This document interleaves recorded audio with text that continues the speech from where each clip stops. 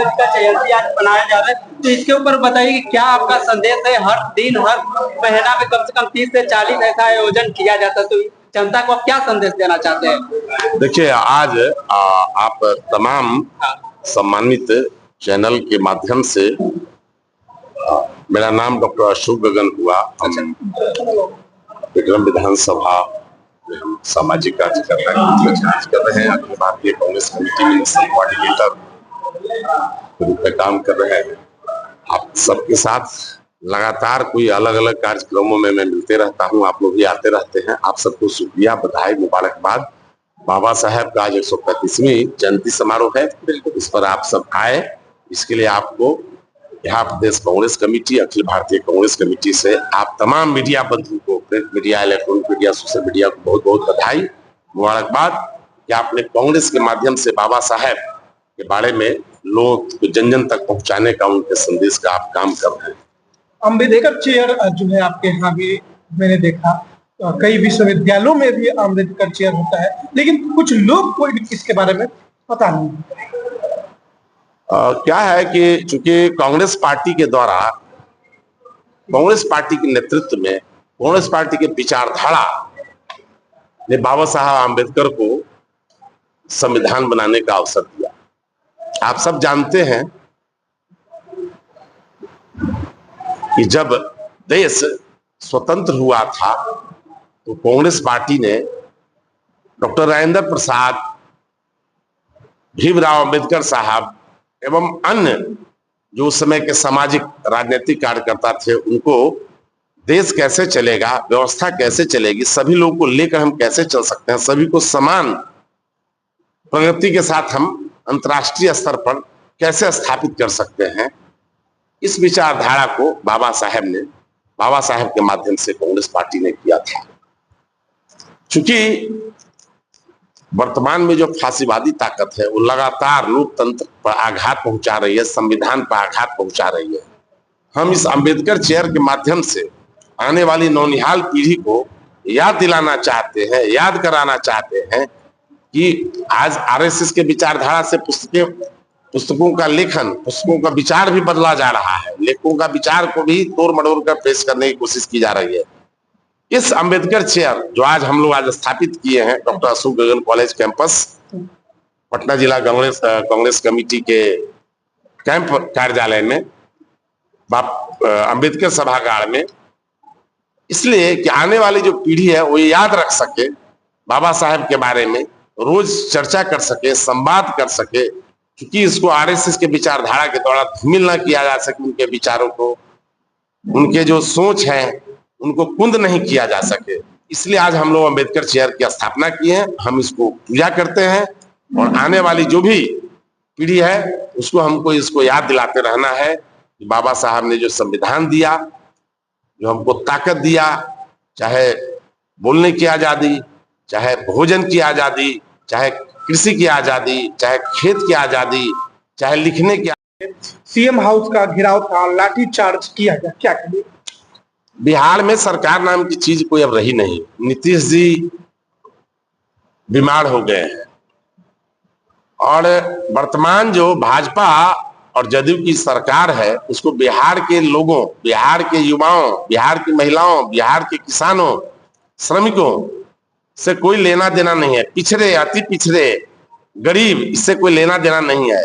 यह अफसरों की सरकार है, ये केवल और केवल अफसर के द्वारा संचालित सरकार है। नीतीश जी की स्थिति हमसे बेहतर आप सब समझ रहे होंगे, आप स्वयं भी देख रहे हैं और भी जो नहीं भी चैनल और प्रिंट मीडिया, इलेक्ट्रॉनिक मीडिया के लोग आए उन लोग भी देख रहे हैं। आप लोग कोई बात रखनी चाहिए, नीतीश जी को गद्दी अब छोड़ देनी चाहिए और जो आने वाला जो नया जो चेहरा है, नया नेतृत्व है, उसको देना चाहिए। हालांकि मैं जानता हूं नहीं भी देंगे तब भी जो आगामी चुनाव है 2025 का, अक्टूबर में जो चुनाव होगा, नवंबर में जो चुनाव होगा, आपको इंडिया गठबंधन, कांग्रेस नीति गठबंधन आपको बहुत ताकत से उभर करके आएगी, सत्ता में आएगी। और जो आज ये जो दमनकारी, जो युवाओं का दमन कर रहे हैं, युवाओं का विरोध कर रहे हैं, युवाओं को रोक रहे हैं, उनकी आवाज को रोक रही है जो वर्तमान सरकार, जो कन्हैया जी के नेतृत्व में, जो राहुल गांधी के निर्देशानुसार, जो राजेश राम जी के निर्देशानुसार जो मल्लिकार्जुन खड़गे साहब के, जो कृष्णा अल्लाबरू साहब के निर्देशानुसार जो अभी हम लोग कार्यक्रम चला रहे थे, उसमें अवरोध पैदा करने का प्रयास लगातार करते रही सरकार। हम नीतीश सरकार के उन कृत्यों के हम भर्त्सना करते हैं। हम युवा साथी तमाम जो नौकरी तो नहीं दे रहे हैं, लेकिन हमसे वार्ता करना चाहते हैं, हम संवाद करना चाहते हैं, हम मेमोरेंडम देना चाहते हैं, तो हमको पुलिसिया लाठी से पिटवाते हैं, पानी के बौछार और आंसू गैस की गोला चलवाते हैं। ये आने वाला चुनाव में जो हमारा युवा साथी है और जो नए अभी जो मतदाता आएंगे, ये सब उनका करारा प्रतिकार करेंगे। हम तमाम नौ मतदाताओं को अभी हम लोग जोड़ने का हर पंचायत में, हर बूथ पर हम लोग प्रयास कर रहे हैं। आप रितलाल यादव के बारे में क्या कहिए? कुछ दिन पहले रितलाल यादव के घर पे भी छापा पड़ा था, तो इसके पीछे क्या? नहीं, सवाल ये है, ये सरकार जो भाजपा की सरकार है, वो विरोधियों को लगातार प्रताड़ित करने का राष्ट्रीय स्तर से लेके, प्रदेश स्तर से लेके, जिला स्तर से लेके गांव स्तर पर करते रही है। अच्छा। अपने अपने स्थानीय प्रशासन का दुरुपयोग, ईडी, सीबीआई, इनकम टैक्स, इसका दुरुपयोग लगातार कर रही है। और तो और न्यायपालिका को भी ये प्रभावित करने की कोशिश कर रही है।